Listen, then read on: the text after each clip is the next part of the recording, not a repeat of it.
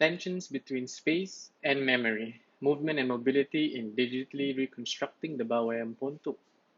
Hello everybody, my name is Hadi Osni and I am a PhD candidate at the Department of Architecture in the National University of Singapore. And I will start my presentation with a quick summary before I jump into the presentation proper. So in this presentation, I hope to examine the relationship between space and memory, exploring the spatiality of memory and the potential contradictions as interviewees attempt to recount their memories in relation to space. I will then explore movement and mobility as a method of documentation that may harness the spatiality of memory, aiding interviewees to recall their memories while accounting for the inherent contradictions as interviewees recount and recalibrate their memories in relation to space. I suggest that augmenting existing methods of oral history interviews and 3D preservation by incorporating the dimension of space and place to aid in the digital reconstruction of lost architecture and its social context.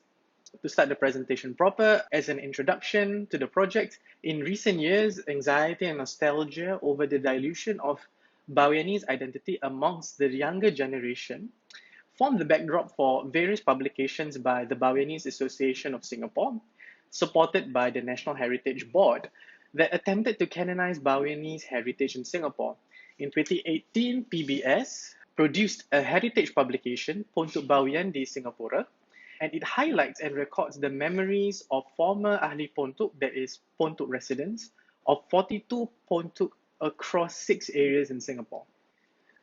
So, for a little bit of context, the Ponthuk in British Malaya served as lodging houses for Baweanese migrants or perantau during the colonial era all the way up to the 1960s. It predominantly occupied urban forms such as what we can see over here, shop houses, compound houses, that were rented out to the Baweanese perantau in towns where the Baweanese diaspora had spread, including Singapore. For some context, I am a fourth generation Baweanese. I was born in Singapore. My great-grandfather actually migrated to Singapore in the 1920s. And as an architecture student, when the publication's editor invited me to make contributions to the book, it naturally came with the digital reconstruction of lost architecture that is the Pondok, through axonometric plans of the various Ponthuks that publication intended to document. The process of digitally reconstruct the Bawean Ponthuk, however, has revealed various tensions between space and memory. Now, various scholars have actually sought to demonstrate the relationship between memory and space. For instance, Yifu Tuan argues that individual remembers a space as place by having been in them and walking through them, developing the ability to move through it unthinkingly, or what he refers to as kinesthetic familiarity. One may also experience the present world casually connected to the past through memories associated with physical space and objects. Memory aids adds a further dimension to the relationship between space and memory by expounding upon how the physicality of a place may aid one to structure his memory. And in this way, the spatiality of memory may serve as an aid for one to recall their memories associated with space and place. Now, despite the potency of spatiality of memory, my fieldwork for the heritage publication, dialectical issues relating to the ephemeral nature of memory and its tenuous relationship with space arose. First, the digital reconstruction of the physical form of the Pondok, relying exclusively on existing conserved buildings and archival drawings, may not capture how former residents related to the spaces around them through everyday life practices. This element is critical because given that the Ponthuk was not a vernacular form to the Baweanese community, the Pondok actually occupied urban forms that were unlike traditional buildings back from the homeland. And migrants had to provisionally appropriate the spaces within these urban forms to revive practices of daily life to facilitate their social and cultural needs. through weddings, gender organization, everyday activities, segregation of spaces. Moreover, given that migrants had rented out such buildings, these appropriations were limited to the interior of the building and had to be provisional. And in the case of the Pondok, everyday life practices may instead be embedded in the accounts of the habits of movement, the use of physical objects, as well as the unintended use of spaces from the building's initial design. But on the other hand, memory tends to be subjective and dynamic, and as such often contravenes physical dimensions found in existing conserved buildings and archival drawings. This is evidenced by various diagrammatic floor plans that I've put in the slide over here that was initially produced for the heritage publication. So interviewees' memories may not necessarily emphasize the accuracy and the precise physical dimensions in recounting daily life and special occasions. So, for instance, what we may find is that spaces where communal activities took place may appear oversized, and inversely, spaces that were private and confined, such as private bedrooms, may appear undersized. Now, in recent years, geographers have turned towards movement and mobility as a method in the investigation of everyday life practices. The walking interview, in particular, has emerged as a core practice of geographers interested in place identity and urban change. This approach may harness the spatiality of memory. The environment acts, in this particular case, as a visual and auditory prompt, aiding interviewees to recall their memories. Within the context of the digital reconstruction of the Pondok, however, it must be noted that buildings that once housed the Pondok, most of them have been demolished.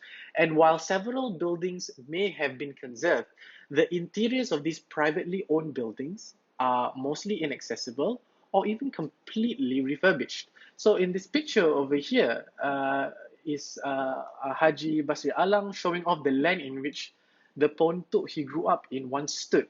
And as you can see, it's no longer there. All that is left of the building is actually this particular one side of the gate entrance, not even the whole entrance.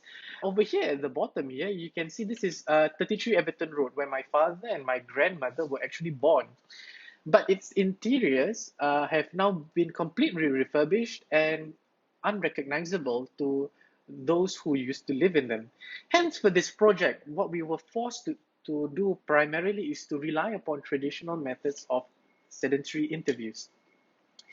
Now, it may seem a bit contradictory, but if we could somehow integrate movement and mobility to augment these sedentary interviews by relying upon and what I refer to as an experiential approach as interviewees recall their memories of space. So the interview places the account of the interviewee's experience as the central method by which the researcher may come to know the interior layout of the Pondok and its relationship with everyday life practices.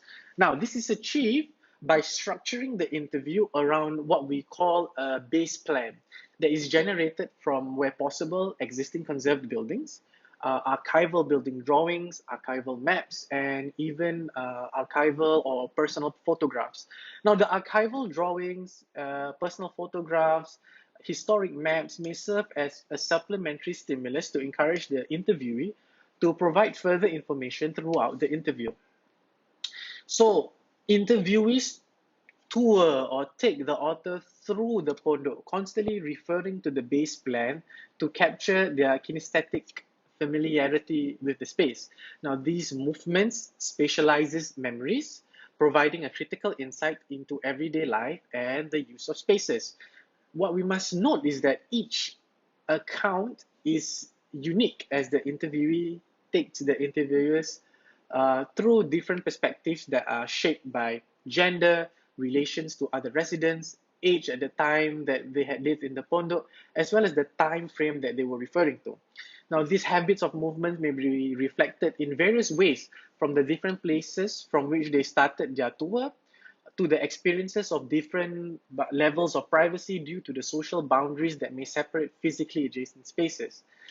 To map memories, what I have done is I prompt interviewees to stop at significant nodes that are designated by daily physical objects, to recount routines of everyday life, and special occasions, as well as the unintended use of spaces from the building's original initial design to facilitate their social and cultural needs.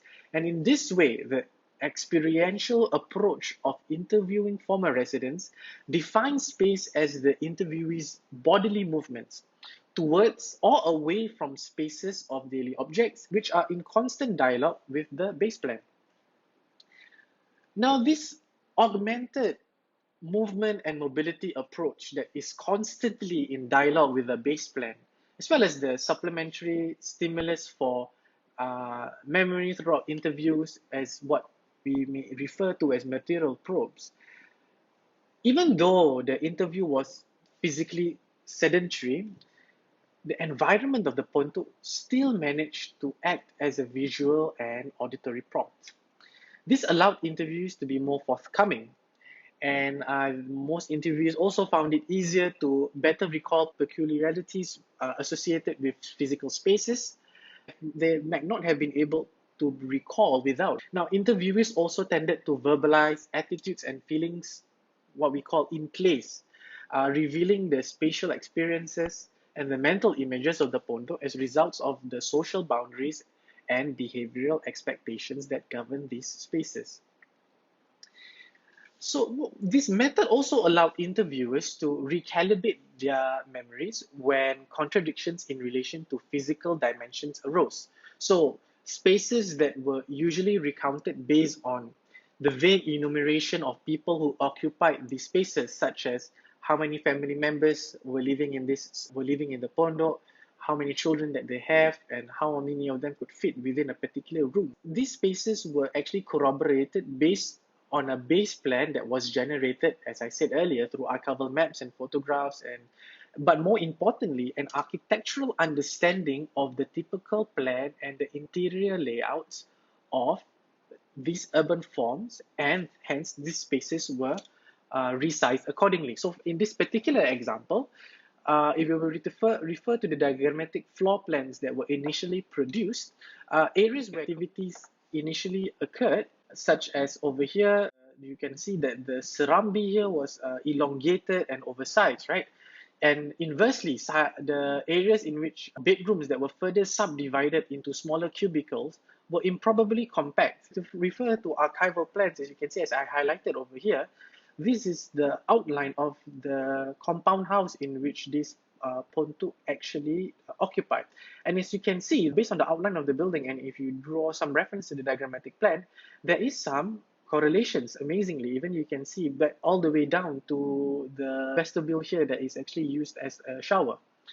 And if you resize the buildings and correlate it with an understanding of the typical architectural space of a compound house, we will start to see that these spaces that were described actually start to take place within the reconstructed Ponthuk. As well, these findings were also corroborated by personal photographs, as you can see over here, with the building in the background. This is another example where there were no plans of the buildings, and we had to rely mostly on hand-drawn plans, and as well as an architectural understanding again of the typical plan and the interior layout of a shop house this time. And the size of the building, we had the descriptions of the Ponthuk based on the typical size of the shop house.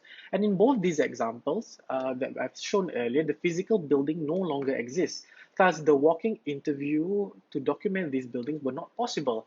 However, using this augmented method and relying upon existing understanding of architectural space, these buildings start to take some shape, and when we corroborate this, they start to be more forthcoming with their information, and most importantly, they have participate charge and they lead these interviews. Now, what is more interesting in my research is that these interviews reveal details of the provisional appropriation of space within the buildings that were not captured in archival drawings and maps, right? But then they captured how former residents related to spaces around them through everyday life. Now, accounts of the habits of movement, use of daily physical objects, as well as the unintended use of spaces from the building's initial design revealed various continuities in the spatial and social cultural practices between the Bawean Ponthuk and the homeland.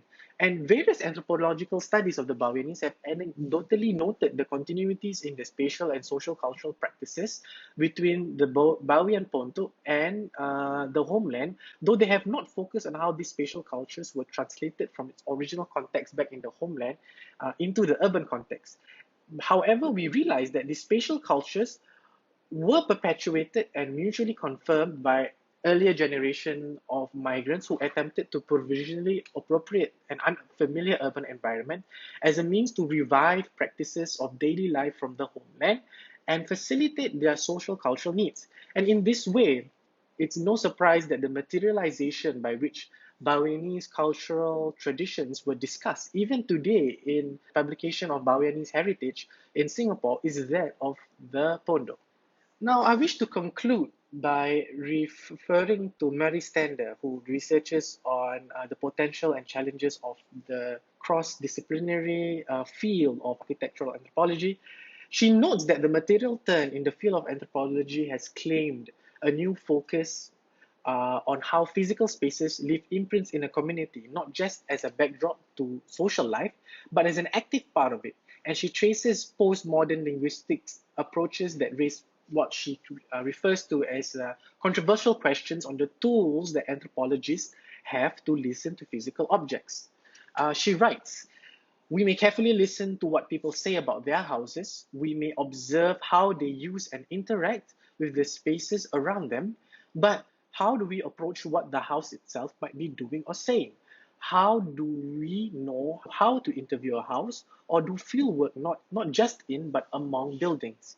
So she argues, and I likewise agree, that any ethnographic attempt to analyze what a building does would have to be approached through the social life that takes place in and around it.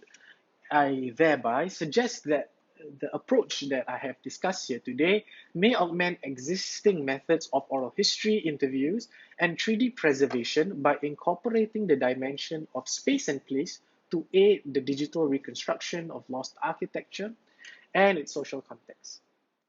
Thank you.